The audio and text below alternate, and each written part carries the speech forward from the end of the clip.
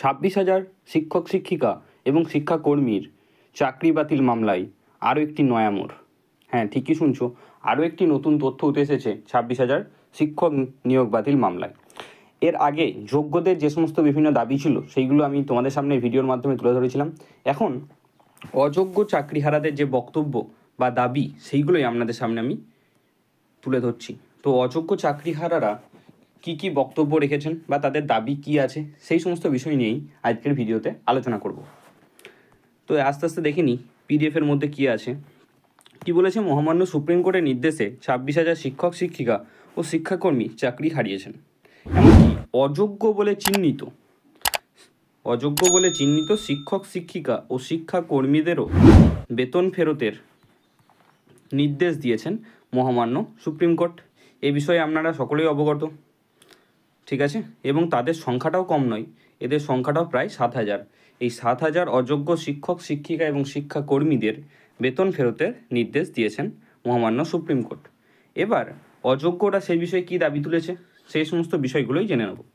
কী বলেছে, সিবিআইয়ের দেওয়া তথ্য ও প্রমাণের ভিত্তিতে চিহ্নিত অযোগ্য চাকরিহারারা এবার পথে নামলো। অর্থাৎ সিবিআইয়ের যে সমস্ত তথ্য প্রমাণ দিয়েছেন তার দ্বারা যে সমস্ত চাকরি প্রার্থী বা শিক্ষক শিক্ষিকা বা শিক্ষাকর্মীরা অযোগ্য বলে চিহ্নিত হয়েছে, সেই সমস্ত অযোগ্য চাকরিহারারা কী হয়েছে, এবার পথে নেমেছে। তাদের দাবি কী আছে বলছে, গত সোমবার কলেজ স্কোয়ার থেকে সুবোধ মল্লিক স্কোয়ার পর্যন্ত মিছিল করেন তারা, অর্থাৎ অযোগ্য শিক্ষক শিক্ষিকা ও শিক্ষাকর্মীরা।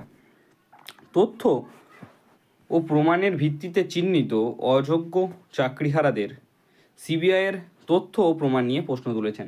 অর্থাৎ সিবিআইয়ের তথ্য ও প্রমাণের ওপর বেস্ট করে যে সমস্ত শিক্ষক শিক্ষিকা ও শিক্ষাকর্মীরা অযোগ্য বলে চিহ্নিত হয়েছে, তারা উল্টে বা ঘুরিয়ে আবার কি করেছে, সিবিআইয়ের তথ্য প্রমাণের ওপর নিয়েই প্রশ্ন তুলেছে যে সিবিআইয়ের দেওয়া তথ্য প্রমাণ ঠিক কিনা। আরও কী কী দাবি তুলেছে তারা বা বক্তব্য রেখেছেন, অনেক শিক্ষাকর্মীদের ওএমআর সিটে গণ্ডগোল রয়েছে বলে দাবি করেছে সিবিআই। এটা আমরা সকলেই জানি যে অনেক শিক্ষক এবং শিক্ষাকর্মীদের ওএমআর সিটে গণ্ডগোল রয়েছে, সেটা আমরা আগেও দেখেছি। কিন্তু তাদের দাবি ওই ওএমআর সিট ম্যানুপুলেট করা হয়েছে। অর্থাৎ অযোগ্য শিক্ষক শিক্ষিকা শিক্ষাকর্মীরা দাবি করছেন কি, যে ওই যে সমস্ত ওএমআর সিট এ গণ্ডগোল আছে বলে সিবিআই দাবি করেছেন, সেইগুলো নাকি ম্যানুপুলেট করা হতেও পারে বা করা হয়েছে। এই দাবি তুলেছেন বা কারা, সে সমস্ত অযোগ্য চাকরি প্রার্থীরা। এমনকি আরও তারা কি জানিয়েছেন, এমনকি তারা জানিয়েছেন যে গাজিয়াবাদ থেকে উদ্ধার করা হার্ড ডিস্কের সত্যতা নিয়েও প্রশ্ন তুলেছেন। আমরা জানি যে মাননীয় হাইকোর্টের তৎপরতায় গাজিয়াবাদ থেকে ধরপাকড়ের মাধ্যমে একটি হার্ড ডিস্ক উদ্ধার করা হয়েছিল কতগুলি, সেই সমস্ত হার্ড ডিস্কের সত্যতা নিয়েও কিন্তু সে সমস্ত অযোগ্য চাকরি প্রার্থীরা প্রশ্ন তুলেছেন।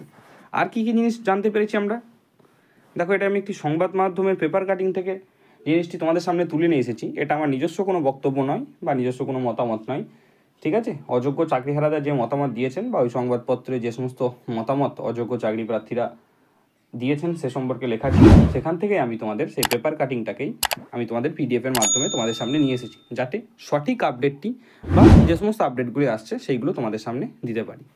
আরও কী কী জানিয়েছেন তারা সে বিষয়ে দেখে নেবো আমরা। কী বলেছে, উল্লেখ্য তারা জানিয়েছেন যে অযোগ্য তকমার জন্য তাদের সামাজিক সম্মান পর্যন্ত নষ্ট হয়ে যাচ্ছে।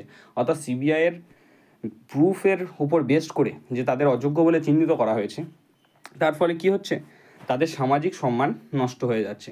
এটাই অযোগ্য চাকরিহারারা তাদের বক্তব্যে জানিয়েছেন। তারা আরও কী কী জানান, তারা এটাও জানান যে সিবিআই যে তথ্য দিয়েছে মানে সেই তথ্য সঠিক তা নয়। তাহলে এর মাধ্যমে কী বোঝা যাচ্ছে, যে সিবিআই যে সমস্ত তথ্য ও প্রমাণ মহামান্য হাইকোর্ট বা মহামান্য সুপ্রিম কোর্টের কাছে পেশ করেছেন, সেই সমস্ত তথ্য প্রমাণ যে সত্য সেটা তারা মেনে নিচ্ছেন না এবং তাদের সত্যতার প্রতিও কী করছে, তারা প্রশ্ন তুলছে। তো অযোগ্যদের যে সমস্ত দাবি বা বক্তব্য আমি বিভিন্ন সংবাদপত্র বা অন্যান্য সোশ্যাল মিডিয়া থেকে জানতে পেরেছিলাম, সেগুলোই তোমাদের সামনে উপস্থাপন করলাম। তো আজকে এই পর্যন্তই আপডেট ছিল। পরবর্তী কোনো আপডেট পেলে অবশ্যই তোমাদের জানিয়ে দেবো। ততক্ষণ আপনারা ভালো থাকবেন, সুস্থ থাকবেন।